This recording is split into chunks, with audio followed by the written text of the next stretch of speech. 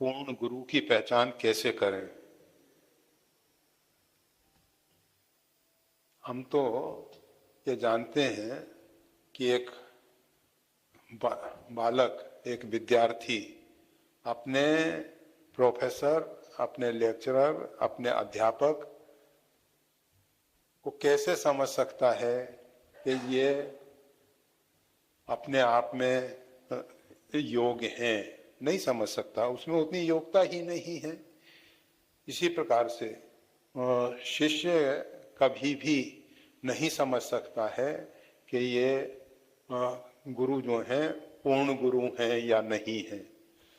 ऊपर की बातें देख के, ऊपर के लक्षण देख के, कुछ दिन नजदीक रह के देख के हमारे मन में एक निष्ठा पैदा हो जाती है, और वो निष्ठा, आस्था जो है कहने लगती है कि ये महापुरुष हमारे लिए गुरु हैं।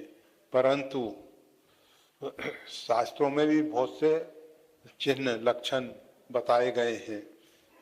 हम ये कहा करते हैं कि इन सब से अच्छा ये है कि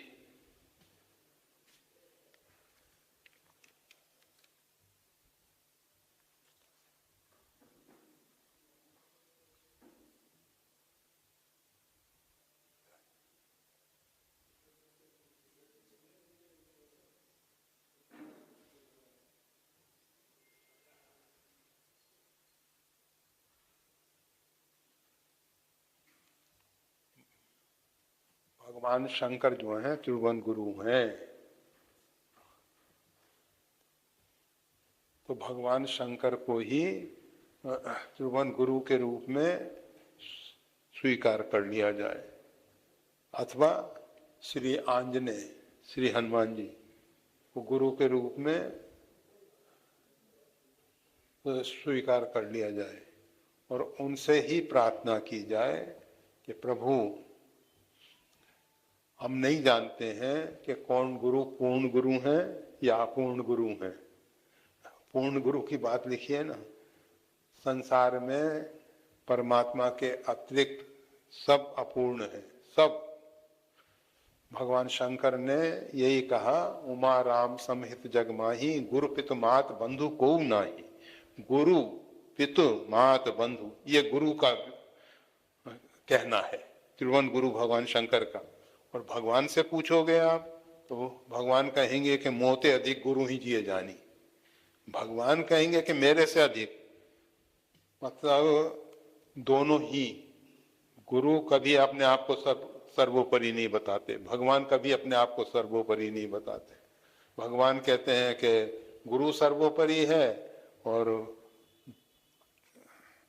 भक्त कहता है कि, या शिष्य कहता है कि भगवान सर्वोपरि है। उसमें ज़्यादा वाद विवाद करने की जरूरत नहीं है। तो भगवान से प्रार्थना करनी चाहिए कि हम नहीं जानते हैं कि कौन हमारे लिए सही सदगुरु है या नहीं है। आप कृपा करके, अगर आपको ऐसा लगता है कि कोई शरीरधारी गुरु से हमारा कल्याण होना है, क्योंकि आप भगवान, जैसे भगवान शंकर हैं या हनुमान जी हैं, इनसे हम सीधे सीधे वार्ता नहीं कर पाते, इनसे हम सीधे सीधे प्रश्न नहीं कर पाते, सीधे सीधे उत्तर नहीं मिल पाते। तो कोई ऐसा हमको शरीरधारी दे दीजिए जो हमारे कल्याण के लिए उपयुक्त हो। तो भगवान जिसके लिए मिलाएंगे तो वो सही होगा, वो अपने आप में पूर्ण होगा। और दूसरों के विषय में तो कुछ भी नहीं कहा जा सकता, क्योंकि परमात्मा की लीला बड़ी विचित्र है। पोले बिहस महेश तब ज्ञानी मूल ना कोई। भगवान शंकर ने कहा, जब पार्वती जी ने प्रश्न किया, नारद विष्णु भगत पुनि ज्ञानी, नारद जी तो भगवान नारायण के भक्त हैं और ज्ञानी हैं, महापुरुष हैं, का अपराध रमापति कीना, ऐसा रमापति ने कौन सा अपराध कर दिया जिसके कारण उन्होंने श्राप दे दिया। तो भगवान शंकर हंसे और कहने लगे ज्ञानी मूढ़ ना कोई, ना तो कोई ज्ञानी है ना कोई मूढ़ है। आज जो ज्ञानी दिखाई दे रहा है वो कल मूढ़ हो सकता है, जो आज मूढ़ दिखाई दे रहा है वो कल ज्ञानी हो सकता है। इसलिए हम किसी को भी आज वर्तमान परिस्थिति में देख रहे हैं कि वो ऐसा है, तो हमेशा ऐसा ही रहेगा नहीं। प्रकृति नित्य नूतन परिवर्तन लाती रहती है, हमेशा परिवर्तन परिवर्तन, और परिवर्तन से ही सृष्टि है।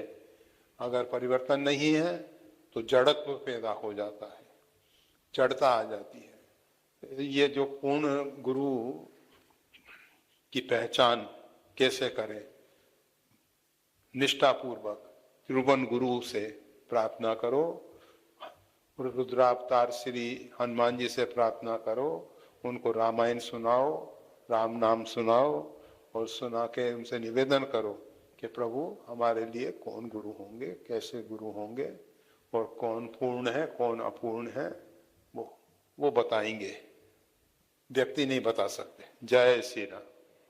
वीडियो देखने के लिए धन्यवाद। श्री गुरुदेव की वाणी का और ज्यादा लाभ लेने के लिए कृपया हमारे चैनल को लाइक और सब्सक्राइब करना ना भूलें। चैनल का लिंक डिस्क्रिप्शन बॉक्स में उपलब्ध है। जय श्री राम।